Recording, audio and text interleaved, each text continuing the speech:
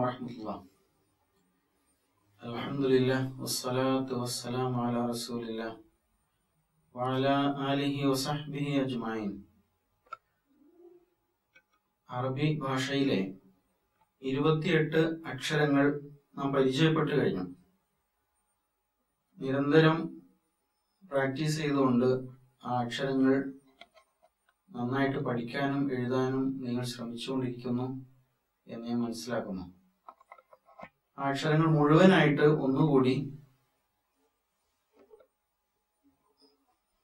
പരിചയപ്പെടുത്താൻ വേണ്ടി ഒന്ന് ബോർഡിൽ എഴുതി പോകാൻ ശ്രദ്ധിക്കുക. അലിഫ്,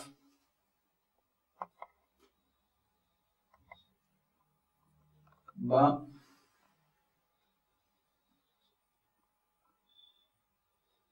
ത,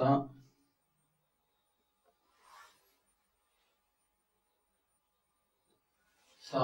അലിഫ്, ബ, ത, സ.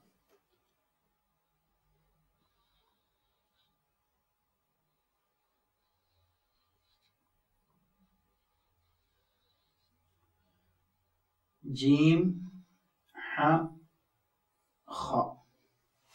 ജീം, ഹ, ഖ. ഈ ഓർഡറിൽ തന്നെ പറഞ്ഞ് കാണാതെ പഠിക്കാൻ ശ്രദ്ധിക്കണം. അലിഫ്, ബ, ത, സ, ജീം, ഹ, ഖ.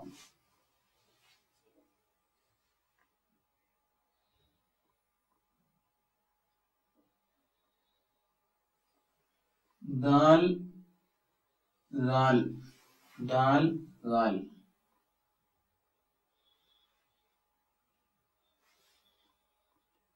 റ, സ, റ, സ.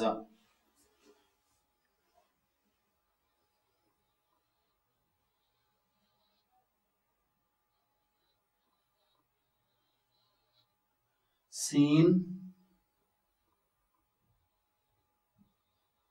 ഷീൻ, സീൻ, ഷീൻ.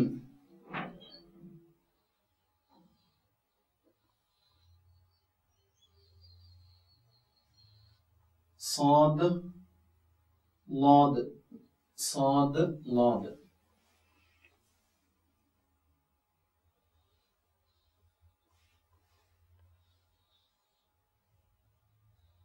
ത, ല, ത, ല.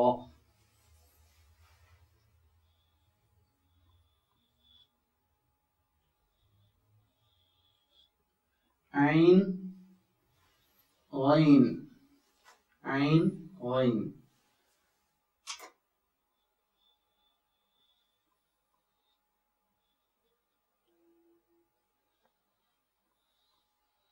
ഫ, ഖാഫ്, ഫ, ഖാഫ്. ഇത്രയും ആകുമ്പോൾ ജോഡികളായി. ദാൽ, ദാൽ, റ, സ, സീൻ, ഷീൻ, സാദ്, ലാദ്, ത, ല, ഐൻ, ഗൈൻ, ഫ, ഖാഫ്. പുള്ളിയുടെ വ്യത്യാസം മാത്രമാണ് കാര്യമായിട്ടുള്ളത്. അതേസമയം ഫാവും ഖാഫും തമ്മിൽ അതിന്റെ അക്ഷരം എഴുതുന്ന രൂപത്തിൽ തന്നെ ചെറിയ വ്യത്യാസമുണ്ട്. ഫ, ഖാഫ്. ഇനി കാഫ്, ലാമ്, ലാമിന്റെ അകത്ത് ഹംസ്. അത് പിന്നെ രണ്ട് രൂപത്തിൽ കൂടെ എഴുതും. ഒന്നിങ്ങനെ ലാമിന് മുകളിൽ ചെരിച്ചു വരക്കാം, പിന്നെ ഖുർആനിൽ മാത്രം കാണുന്ന ഈ രൂപം. ഇങ്ങനെ രണ്ട് രൂപമാണ്. കാഫ് മലയാളത്തിലെ ക തന്നെ. ഇനി ലാം, ലാം, മീം, നൂൻ, ഹ, വ, യ. ഹ, വ, യ. ഇത് ഒറ്റ അക്ഷരങ്ങൾ. ലാം, മീം, നൂൻ, ഹ, വാവ്, യ. മൊത്തം 28 അക്ഷരങ്ങളായി. അലിഫ്, ബ, ത, സ, ജീം, ഹ, ഖ, ദാൽ, ദാൽ, റ, സ, സീൻ, ഷീൻ, സാദ്, ലാദ്, ത, ല, ഐൻ, ഗൈൻ, ഫ, ഖാഫ്, കാഫ്, ലാം മീം നൂൻ ഹ വ യ ഇങ്ങനെ 28 അക്ഷരങ്ങൾ പഠിച്ചു കഴിഞ്ഞു. പിന്നെ 2 അക്ഷരങ്ങൾ ചേർത്ത് എഴുതുമ്പോൾ ഒരു വ്യത്യാസം പറഞ്ഞ് ഓർക്കുന്നുണ്ടാവും. ലാം അലിഫ്, ലാമും അലിഫും ഇങ്ങനെയാണ് എഴുതുക, ലാമിനകത്ത് അലിഫ്. ഇത് ചേർത്ത് എഴുതുന്ന രൂപമാണ് ഇങ്ങനെ, ലാം അലിഫ്, ഇങ്ങനെ ഒരു രൂപത്തെ കുറിച്ച് കൂടി പറഞ്ഞു. ഇത് അക്ഷരമായിട്ട് പ്രത്യേകമായിട്ട് എണ്ണുന്നില്ല, ചേർത്ത് എഴുതുമ്പോഴുള്ള ഒരു രൂപം എന്നതിലേക്ക് മാത്രമാണ് പറഞ്ഞത്. അതേപോലെ ഇവയുടെ ഉച്ചാരണം വളരെ ശ്രദ്ധിച്ച് പ്രാക്ടീസ് ചെയ്യേണ്ടതാണ്. അതുമായി ബന്ധപ്പെട്ട് ഒരുപാട് പുസ്തകങ്ങളും എഴുത്തുകളൊക്കെ നമുക്ക് കിട്ടും. അത് സ്വയം പ്രാക്ടീസ് ചെയ്ത് തന്നെ രൂപപ്പെടുത്തി എടുക്കുക എന്നുള്ളതാണ്. അതിലൊന്ന് ശ്രദ്ധിക്കേണ്ടത്, പൊതുവെ മലയാളത്തിലേതുപോലെ അറബി ഭാഷയില് അ എന്ന് പറയുന്ന ഉച്ചാരണ രീതി അല്ല ഉള്ളത്. അല്പം ഒരു ചെരിവ് വേണം. അ അ ബ ത സ എന്ന് പറയും. സാധാരണ ഉദാഹരണം പറയാം, ആട് കരയുന്നത് പോലെ എന്ന് പറയാറുണ്ട്. ബ എന്ന് കരയും പോലെ അ ബ ത സ, അങ്ങനെ അല്പം ഒരു ചെരിവ് നമ്മുടെ ഉച്ചാരണ രീതിയിൽ പൊതുവെ ഉണ്ടായിരിക്കണം. ആ എന്ന ശബ്ദത്തിന് അത് പ്രത്യേകിച്ച് ശ്രദ്ധിക്കേണ്ടതാണ്. ജ ഹ ഹ ദ ദ റ സ, ഇങ്ങനെ അക്ഷരങ്ങൾ അതുപോലെ തന്നെ മുറിച്ച് പറഞ്ഞ് ശീലിക്കാം. പിന്നെ ഒന്ന് അധികം കനം കൊടുക്കാത്ത രൂപത്തിൽ, ജസ്റ്റ് ടച്ച് ചെയ്ത് പോകുന്ന രൂപത്തിൽ അങ്ങ് വായിച്ചു പോകുന്ന ഒരു രീതിയിൽ ഉച്ചരിച്ച് ശീലിക്കേണ്ടതുണ്ട്. അതേപോലെ പ്രത്യേകം ശ്രദ്ധിക്കേണ്ട ചില അക്ഷരങ്ങൾ, ഇപ്പൊ ബ ബ എന്ന് പറയുമ്പോ ബ, മലയാളത്തിൽ ബ അങ്ങനെയാണല്ലോ പറയാം, ബ. അപ്പൊ അതിന് പകരം ബ ബ, അതിപ്പോ കുറച്ചുകൂടി ഒന്ന് ലഘൂകരിച്ചുകൊണ്ട് ഉച്ചരിക്കുന്ന രീതിയാണ്. ത, ഇങ്ങനെ, അങ്ങനെ ഒരു നാവിന്റെ അറ്റം മുകളിലത്തെ പല്ലിന്റെ അറ്റത്ത് വെച്ചുകൊണ്ട് ത ത അങ്ങനെ പറയണം. പല്ലിന്റെ അറ്റമല്ല, അകത്ത് പല്ലിന്റെ പിറകിൽ നിന്ന് നാവ് അവിടെ പ്രസ് ചെയ്തുകൊണ്ട് ഉച്ചരിക്കുകയാണ്. ത ത, ആ രീതിയാണ് സ്വീകരിക്കേണ്ടത്. പിന്നത്തെ അക്ഷരം ഹ ഹ എന്ന് പറയുമ്പോൾ നാവിന്റെ അറ്റവും ഹ മുൻ പല്ലിന്റെ അറ്റവും അവ രണ്ടിനിടയിലൂടെ അല്പം ഏറെ പുറത്തേക്ക് വിടുമ്പോ ഹ ഹ എന്ന് പറയാൻ കഴിയും. ഹ ഉസ്മാൻ എന്ന് പറയും പോലെ. പിന്നെ ജീം പ്രയാസമുള്ളതല്ല, മലയാളത്തിലും ഇംഗ്ലീഷിലൊക്കെയാണ് പറഞ്ഞുകൊണ്ടിരിക്കുന്നതാണ്. ജീം, ജ. ഹ ഇതല്പം ശ്രദ്ധിക്കേണ്ട അക്ഷരമാണ്. ഹ ഹ അല്ല, ഹ വേറെ വരുന്നുണ്ട്, ഇവിടെ വരും ഹ. അപ്പൊ ഇത് നേരത്തെ സൂചിപ്പിച്ച പോലെ ചുണ്ട് അല്പം നീട്ടി ഉച്ചരിക്കേണ്ട അക്ഷരമാണ്. ഹ ഹ അൽഹംദു, അൽഹംദു അങ്ങനെയാണ് പറയേണ്ടത്. ഹ എന്ന ശബ്ദമാണ് അതിൽ വരേണ്ടത്. ഹ നേരത്തെ പറയണ്ടായി, കുറച്ച് കനപ്പിച്ച് ഉച്ചരിക്കേണ്ട അക്ഷരമാണ് ഹ ഹ. ദ ദാല്, ദ ദ പറയുമ്പോ ഏതാണ്ട് ഇത് തന്നെ, നാവിന്റെ അറ്റവും മുൻപല്ലിന്റെ അറ്റവും അതിനിടയിലൂടെ കുറച്ചുകൂടി സ്മൂത്ത് ആയിട്ട് പറയണം. കുറച്ചുകൂടി അടുപ്പിച്ച് ഏറെ സ്പീഡിൽ പുറത്തു വിടുന്നതിന് പകരം അവിടെ ടച്ച് ചെയ്തില്ല എന്ന പോലെ പറയേണ്ട അക്ഷരമാണ്. അങ്ങനെ. പിന്നെ റ റ, മലയാളത്തിൽ റ എന്ന് നമ്മൾ പറയും, അത് കുറച്ചുകൂടി വായ നിറച്ച് പറയാൻ ശ്രദ്ധിക്കണം. റ റ. സ, ഇംഗ്ലീഷിലെ സെറ്റ് പോലെ സ. സീൻ, സീൻ എന്നാണ് അക്ഷരത്തിന്റെ പേര്, സ എന്ന് പറയില്ല, സീൻ എന്നാണ് പേര്. ഉച്ചരിക്കുമ്പോ സ സ. ഷീൻ നേരത്തെ പറയണ്ടായി, ഷ അല്ല ഷായാണ് കുറച്ചുകൂടി ഷീനിനോട് ചേർന്ന് നിൽക്കുന്നത്. ഷ ഷ അല്ല, ഷ ഷ ഷ. സ ഷ. സോ സോദ്, സോദ്. ലോദ്, ലോദ്. ഇത് ശരിക്കും നാവിന്റെ ഒരു വശം അണപ്പല്ലുകളോട് ചേർത്ത് വെച്ചുകൊണ്ട് ഉച്ചരിക്കണമെന്നാണ്. ലോ ലോ, കടിച്ചു പിടിച്ചാലും കുഴപ്പമില്ല. ലോ എന്ന് പറയുമ്പോൾ നാവിന്റെ ഒരു വശം, ഈ വശമായാലും ഈ വശമായാലും കുഴപ്പമില്ല, അണപ്പല്ലുകളോട് ചേർത്ത് വെച്ചുകൊണ്ട് പറയാം. ലോ വല ലോ അങ്ങനെ പറയണം. നമ്മൾ കൂടുതൽ നന്നാകാൻ വേണ്ടിയിട്ട് വല ലോ എന്ന് പറയാറുണ്ട്. ലോ വാ ചേർത്തിട്ട് വല ലോ അങ്ങനെ പറയരുത്. മറിച്ച് കുറച്ചുകൂടി ലഘൂകരിച്ചുകൊണ്ടാണ് പറയേണ്ടത്. വലല്ലാ അങ്ങനെ സ്വാദ് ലാദ്. പിന്നെ തോ പറഞ്ഞു, കുറച്ച് കനപ്പിച്ച് ഉച്ചരിക്കണം. തോ തോ. അതുപോലെ ലോ, ഇത് രണ്ടും കനപ്പിച്ച് ഉച്ചരിക്കണം. ലോ ല ഇതിനേക്കാൾ കനപ്പിക്കണം. ഇത് ല, ഇത് ലോ, കുറച്ചുകൂടി കനമുള്ളതാണ്. പിന്നെ ഐൻ ഐൻ, ഇതൊക്കെ ഉച്ചരിക്കുമ്പോൾ തന്നെ ചുണ്ടിൽ ആ മാറ്റം അനുഭവപ്പെടേണ്ടതുണ്ട്. ഐൻ നേരത്തെ പറഞ്ഞില്ലേ, ചുണ്ട് നീട്ടിയിട്ട് ഉച്ചരിക്കേണ്ടത് ഐൻ അങ്ങനെയാണ്. അതേസമയം ഗൈന് പറയുമ്പോൾ ചുണ്ട് വട്ടത്തിലായിരിക്കും. അങ്ങനെയാണ്. പിന്നെ ഫ ഫ ഫ, മുകളിലത്തെ പല്ലിന്റെ അറ്റം ചുണ്ടിൽ ചേർത്തുകൊണ്ട് കീഴ്ചുണ്ടിൽ ചേർത്തിട്ട് ഫ ഫ. ഖ ഖ, നാവിന്റെ മുരടിൽ നിന്ന് ഖ ഖ. ക സാധാരണ ക തന്നെ. ലാം മീം നൂൻ ന നൂൻ. ഹ ഹ പറഞ്ഞില്ലേ, അടിവയറിൽ നിന്നാണ് അതിന്റെ ഉത്ഭവം. ഹ കുറച്ച് കനപ്പിച്ച് ഉച്ചരിക്കേണ്ട അക്ഷരമാണ്. പിന്നെ വാവ് വ വ യ. ഇത്രയും അക്ഷരങ്ങളാണ് നമ്മൾ പരിചയപ്പെട്ട് കഴിഞ്ഞത്. ഇനി നമുക്ക് ഇതിനെ തുടർന്ന് പഠിക്കാനുള്ളത് അക്ഷരങ്ങൾ കൂട്ടി എഴുതുന്ന രീതിയാണ്. ഇങ്ങനെ അക്ഷരങ്ങളായിട്ടല്ലല്ലോ ഉപയോഗിക്കുന്നത്. മലയാളത്തിലായാലും അക്ഷരങ്ങൾ കൂട്ടി യോജിപ്പിക്കാറുണ്ട്. അതേപോലെ ഇംഗ്ലീഷില് കൂട്ടെഴുത്തുണ്ട്. അതേപോലെ അറബി ഭാഷയിലും അക്ഷരങ്ങൾ കൂട്ടി എഴുതുന്ന രീതിയുണ്ട്. എന്നാൽ ചില അക്ഷരങ്ങള് പിന്നെ മറ്റു അക്ഷരങ്ങളുടെ കൂടെ ചേർന്ന് വരില്ല. അവ മറ്റുള്ളവയോട് ചേർന്ന് വരുമെങ്കിലും അവയ്ക്ക് ശേഷം അക്ഷരങ്ങൾ ചേർത്തെഴുതാൻ കഴിയാത്ത രൂപത്തിലുള്ള ചില അക്ഷരങ്ങളുണ്ട്. അവ മാത്രം ആദ്യം പറയാം. അതിൽ ഒരാള് അലിഫാണ്. അലിഫ് അലിഫ് മറ്റു അക്ഷരങ്ങളുടെ കൂടെ ചേരും. ഇവിടെ കണ്ടില്ലേ, അലിഫ് ജീമിന്റെ കൂടെ ചേർന്ന് വന്നിരിക്കുന്നു. അതേസമയം അലിഫിന് ശേഷം ഹംസ വന്നപ്പോ അലിഫ് ഹംസിനെ മാറ്റി നിർത്തിയിരിക്കുകയാണ്. എന്നെ തുടരുത് എന്ന് പറഞ്ഞുകൊണ്ട് മാറി നിൽക്കുന്നുണ്ടല്ലേ.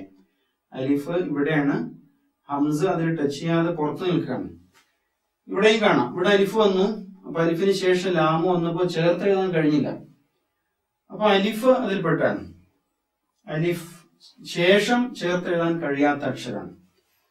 അതേപോലെ പിന്നെ ഒരു അക്ഷരമാണ് ദാല്. അതുപോലെ ദാല്, പിന്നെ റ, ഇതിന്റെ ജോഡി സ. ഇപ്പൊ 5 അക്ഷരങ്ങളായി. ഇനി ഒരാളും കൂടെ ഉണ്ട്, വാവ്. ഈ 6 അക്ഷരങ്ങളുടെ പ്രത്യേകത ഇവയുടെ ശേഷം അക്ഷരങ്ങൾ ചേർത്തെഴുതാൻ കഴിയില്ല എന്നുള്ളതാണ്. ഇവിടെ നോക്കാം, റ കണ്ടില്ലേ, ഹുറൂഫ് എഴുതിയപ്പോ ഈ റ എഴുതി, ഹാഇന്റെ കൂടെ ചേർന്ന് നിൽക്കുകയാണ് ഇവിടെ. പക്ഷെ റാഹിന് ശേഷം ഇയാളെ തൊടാൻ അനുവദിക്കുന്നില്ല. കണ്ടില്ലേ, വാവ് വേറെ നിൽക്കുകയാണ്. വാവും ഇതേപോലെ തന്നെ അയിത്തുള്ള അക്ഷരമാണ്, എന്നെ തുടരുത് എന്ന് പറയുന്ന അക്ഷരമാണ്. അപ്പൊ അതുകൊണ്ട് വാവിന് ശേഷം ഫ വന്നപ്പോ ഫിനെയും കൂട്ടി എഴുതാൻ പറ്റുന്നില്ല. അപ്പൊ വാവ് വേറിട്ട് നിൽക്കുകയാണ്, ഫ വേറെ നിൽക്കുകയാണ്. അപ്പൊ അങ്ങനെയാണ് പിന്നെ ഈ 6 അക്ഷരങ്ങൾ. അപ്പൊ ഇവ അയിത്തമുള്ള അക്ഷരം എന്ന് വേണമെങ്കിൽ പറയാം, അല്ലെങ്കിൽ ശേഷം ചേർത്തെഴുതാൻ കഴിയാത്ത അക്ഷരങ്ങൾ എന്ന് നമുക്ക് ഇവയെ വിളിക്കാം. അപ്പൊ ഇത് മനസ്സിലാക്കിക്കൊണ്ട് വേണം കൂട്ടെഴുത്ത് പഠിക്കുമ്പോൾ ഈ അക്ഷരങ്ങൾ എപ്പോഴും നമ്മുടെ മനസ്സിൽ വേണം. അലിഫ്, ദാൽ, ദാൽ, റ, സ, വ. ഇങ്ങനെ 6 അക്ഷരങ്ങള്. അവ മറ്റുള്ളവയുടെ കൂടെ ചേരുമെങ്കിലും അവയുടെ ശേഷം അക്ഷരങ്ങൾ ചേർത്തെഴുതാൻ കഴിയില്ല. ഇവിടെയൊക്കെ അതാണ് സംഭവിച്ചത്. ഉണ്ടല്ലേ, ഈ ഗ്യാപ്പും ഒക്കെ ഉണ്ടാവാൻ കാരണം ശേഷം വരുന്ന അക്ഷരങ്ങൾ ചേർത്തെഴുതാൻ കഴിയാത്തതുകൊണ്ടാണ്. ചേർത്തെഴുതാൻ കഴിയാത്ത അക്ഷരങ്ങളുടെ ഉദാഹരണങ്ങൾ പരിശോധിക്കാം. അക്ഷരങ്ങൾ അലിഫ്, ദാൽ, ദാൽ,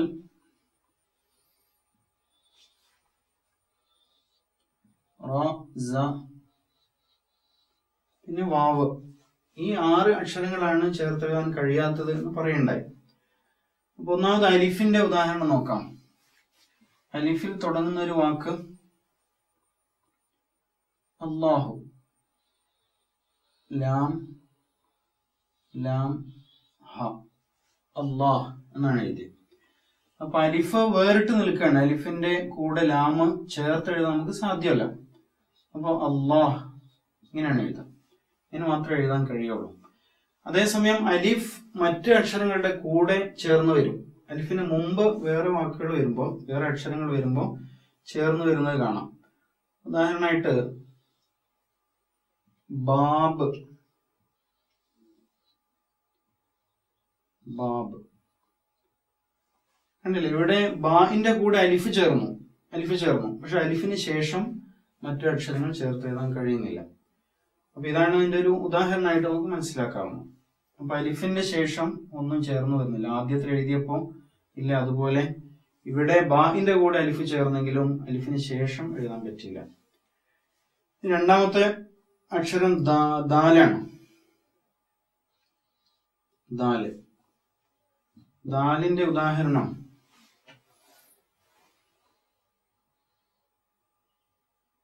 ദാർ എന്ന് എഴുതാം. ദാർ. ഈ മൂന്നക്ഷരങ്ങളും ഇതിൽപ്പെട്ടതാണ്. ദാല്, അലിഫ്, റ. ദാർ. ദാറിന്റെ അർത്ഥം വീട് എന്നാണ് അർത്ഥം. ബാബ് വാതിൽ, അറിയാമല്ലോ, അള്ളാഹ്. അപ്പൊ ഇവിടെ മൂന്നക്ഷരങ്ങളും വേറിട്ട് നിൽക്കുകയാണ്. ദാല് വേറെ, ദാലിന് ശേഷം വന്ന അലിഫ് വേറെ. ഇവിടെ അലിഫ് വന്നതിനാൽ പിന്നീട് റാ എഴുതിയപ്പോൾ റാവും വേറെ തന്നെ നിൽക്കുന്നതായിട്ട് കാണാൻ പറ്റും.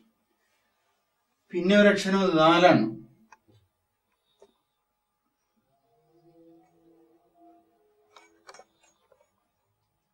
ദാലിൽ തുടങ്ങുന്ന വാക്ക്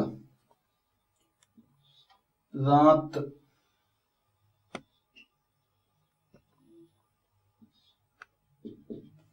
ദാത്ത്, ദാത്ത് എന്ന് പറഞ്ഞാൽ ഉള്ള അവസ്ഥ അല്ലെങ്കിൽ അസ്തിത്വം എന്നൊക്കെ പറയാം. അള്ളാഹുവിന്റെ ദാത്ത് എന്ന് പറയാറില്ലേ, അള്ളാഹുവിന്റെ അസ്തിത്വം. അപ്പൊ ഇവിടെ ദാലിന് ശേഷം അലിഫ് വന്നപ്പോൾ ചേർന്നില്ല, അലിഫിന് ശേഷം താ വന്നപ്പോൾ അതും ചേർത്ത് എഴുതാൻ കഴിഞ്ഞില്ല. ദാൽ. അടുത്ത അക്ഷരം റ.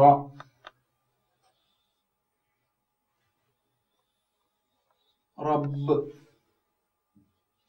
റബ്ബ് എന്ന് എഴുതുമ്പോ റായിന് ശേഷം ബാഇനെ ചേർത്ത് എഴുതാൻ നമുക്ക് സാധ്യമല്ല. റബ്ബ് രക്ഷിതാവ് എന്നാണ് അർത്ഥം. പിന്നെ സെയ്ത്ത്.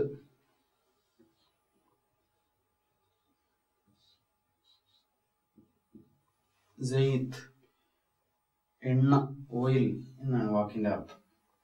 സെയ്ത്ത്. സായിന് ശേഷം യാ വന്നപ്പോൾ ചേർത്ത് എഴുതാൻ കഴിഞ്ഞില്ല. അതേസമയം യാവും താവും ചേർന്ന് നിൽക്കുന്ന കണ്ടില്ലേ? കാരണം യാഇന് ഈ പ്രശ്നം ഇല്ലാത്തതുകൊണ്ടാണ്. യാഇന്റെ കൂടെ ഏതക്ഷരം ചേർത്ത് എഴുതാൻ കഴിയും എന്നതുകൊണ്ടാണ്. സായിന് ശേഷം ചേർത്ത് എഴുതാൻ സാധ്യമല്ല. സ. ഇതേപോലെയാണ് വാവ്. വാവ്, വലത്. വലത് സന്താനം, വലത്. വാവിന് ശേഷം ലാമ് ചേർത്ത് എഴുതാൻ പറ്റില്ല. പിന്നെ ലാമിന്റെ കൂടെ ദാല് ചേർത്ത് എഴുതിയിട്ടുണ്ട്. ഇവിടെ ദാല് സ്റ്റാർട്ടിങ്ങിലായതുകൊണ്ടാണ് ദാലിന് ശേഷം എഴുതാൻ പറ്റാത്തത്. അതേസമയം ദാല് ലാമിന്റെ കൂടെ ചേർന്ന് നിൽക്കുന്നു. അപ്പൊ ഇത്രയും അക്ഷരങ്ങളാണ്. അലിഫ്, ദാൽ, ദാൽ, റ, സ, വ. ഈ അക്ഷരങ്ങളാണ് ചേർത്തെഴുതാൻ പ്രയാസമുള്ള അക്ഷരങ്ങൾ. ഇനി നമുക്ക് കൂട്ടി എഴുതാൻ കഴിയുന്ന മറ്റ് അക്ഷരങ്ങളുണ്ടല്ലോ. 6 അക്ഷരമില്ലാത്ത 22 അക്ഷരങ്ങളുണ്ട്. അപ്പൊ ആ അക്ഷരങ്ങളും അതുപോലെ ഇടയിൽ ഈ അക്ഷരങ്ങൾ തന്നെയും ചേർന്ന് വരുന്ന രൂപത്തിൽ കൂട്ടി എഴുതുമ്പോൾ ഉണ്ടാകുന്ന മാറ്റങ്ങളാണ് പഠിക്കേണ്ടത്. കുറച്ചുകൂടി ശ്രദ്ധയോടുകൂടി പിന്നെ പഠിച്ചെടുക്കേണ്ട ഒരു വിഷയമാണ്. കാരണം കൂടുതൽ ആശയക്കുഴപ്പമുണ്ടാവാൻ സാധ്യതകളാണ്. എന്നാൽ അല്പം ശ്രദ്ധിച്ചാൽ ഓരോ അക്ഷരങ്ങളിലും വരുന്ന വ്യത്യാസങ്ങൾ മുൻകൂട്ടി തന്നെ കണ്ടാൽ നമുക്ക് വളരെ പെട്ടെന്ന് മനസ്സിലാക്കിയെടുക്കാൻ കഴിയും. ഇൻഷാ അല്ലാഹ്. അല്ലാഹു സുബ്ഹാനഹു വ തആല നമ്മുടെ പഠനം വളരെ എളുപ്പമാക്കി മാറ്റുമാറാവട്ടെ. വ ആഖിറു ദഅവാന അൽഹംദുലില്ലാഹി റബ്ബിൽ ആലമീൻ. അസ്സലാമു അലൈക്കും വറഹ്മത്തുള്ളാഹി.